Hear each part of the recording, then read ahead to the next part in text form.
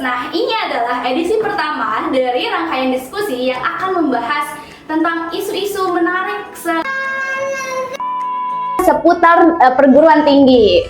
Bener banget. Jadi Bincang Kampus ini tuh adalah ruang diskusi untuk mahasiswa, akademisi, maupun pihak yang berkepentingan untuk bertukar pikiran, berbagi perspektif mengenai masalah-masalah yang kita hadapi saat ini. Nah, dan di setiap edisinya kita itu akan membahas topik yang udah pastinya relevan dan juga aktual. Nah, di edisi pertama kita ini, kita akan membahas topik yang sedang diperbincangkan oleh halayak ramai, yaitu optimalisasi penggunaan artificial intelligence di lingkungan perguruan tinggi. Nah, seperti yang teman-teman tahu ya, kalau penggunaan AI itu semakin sini semakin marak, apalagi untuk mahasiswa sendiri. Terutama dalam pengerjaan riset maupun tugas, mahasiswa mulai menggunakan AI dalam kesehariannya. Tapi dari semua manfaatnya itu, perlu ada pertimbangan tersendiri mengenai penggunaan AI. Apakah itu memang benar-benar menguntungkan atau justru malah menghambat proses pembelajaran.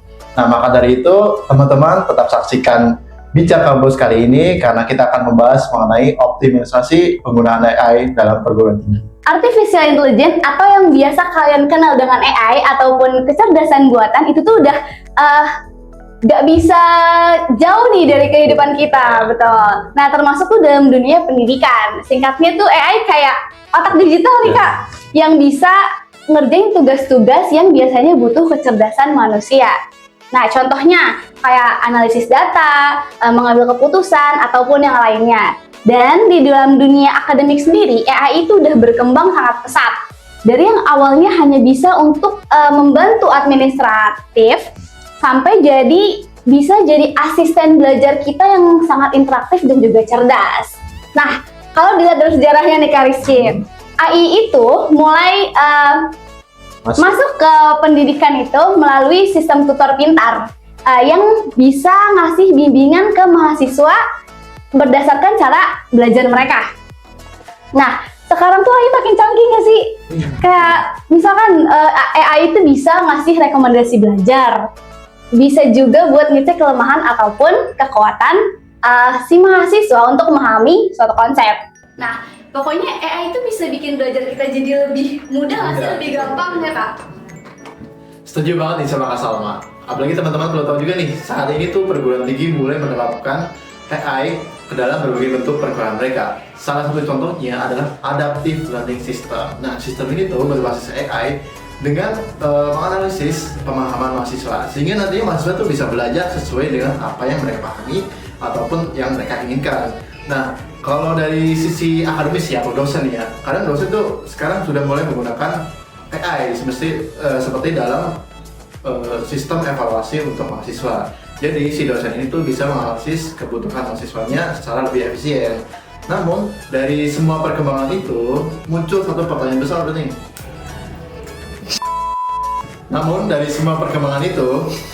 Satu pertanyaan besar mengenai sejauh mana sih kita bisa menggunakan AI dalam dunia akademik tanpa mengorbankan nilai-nilai dari pendidikan itu sendiri. Nah, seperti yang tadi Kak Rizky bilang nih, seiring perkembangannya AI, itu tuh ada muncul pertanyaan besar kan, kayak sejauh mana sih kita dapat mengendalikan AI di dalam dunia akademik. Nah, penggunaan AI itu di dalam dunia akademik sebenarnya punya banyak manfaat loh Kak, apalagi buat mahasiswa kayak kita nih, ya kan? Nah, salah satu contohnya tuh bisa mengefisiensi waktu.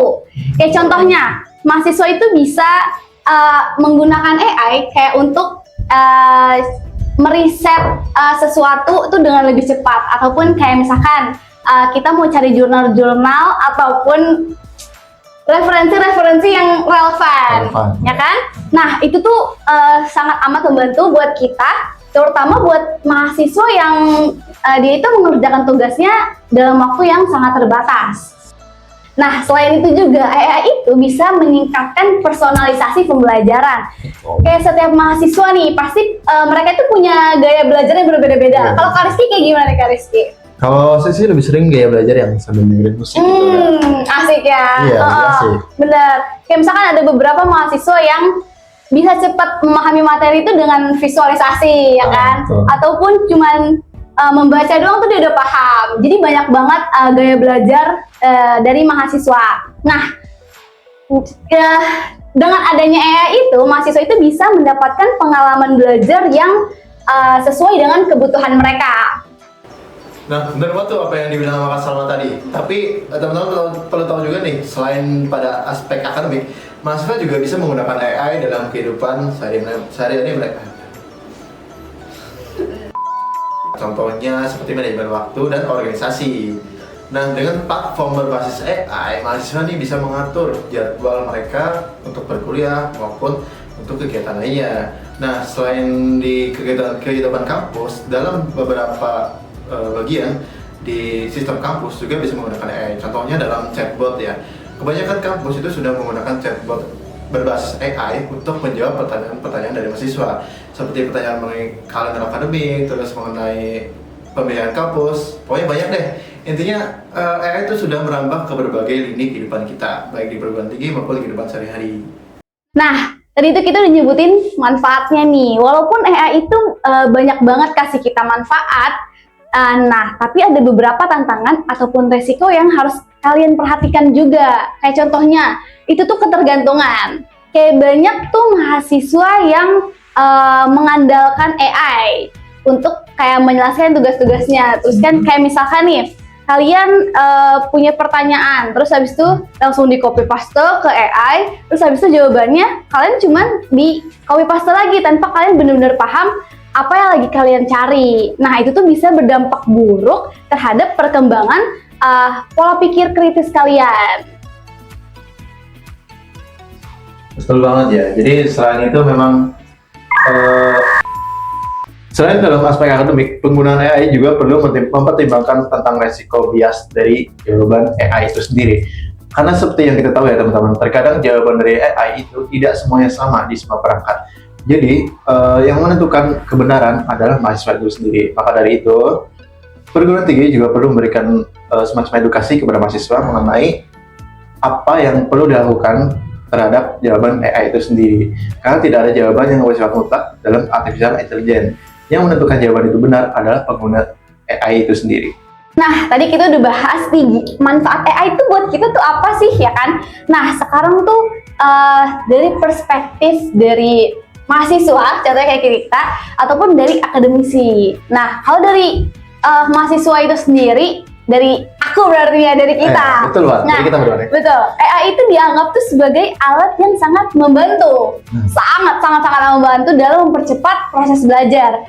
Kayak banyak mahasiswa itu yang lebih produktif karena adanya AI. Karena mereka itu bisa mendapatkan jawaban atas pertanyaannya tuh secara cepat. Iya kan, secara cepat, secara efisien kayak gitu. Tapi di sisi lain ada juga mahasiswa yang mulai kurang termotivasi nih untuk berpikir sendiri. Jadi berpikir kritisnya tuh kurang gitu. Karena mereka itu terlalu terbiasa untuk mengandalkan AI untuk mencari solusi-solusi. Sementara itu, dari kalangan akademisi muncul kekhawatiran bahwa nantinya AI justru malah menurunkan daya pikir dari mahasiswa itu sendiri.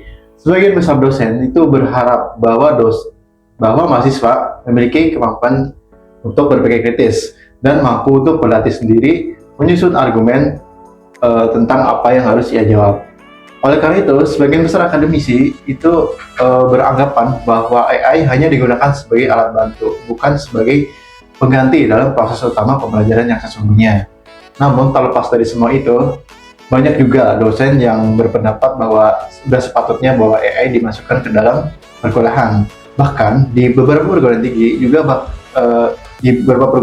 sudah banyak yang menggunakan AI sebagai alat untuk evaluasi mahasiswanya, sehingga nantinya dosen hanya berfokus pada memberikan pembelajaran kepada mahasiswa.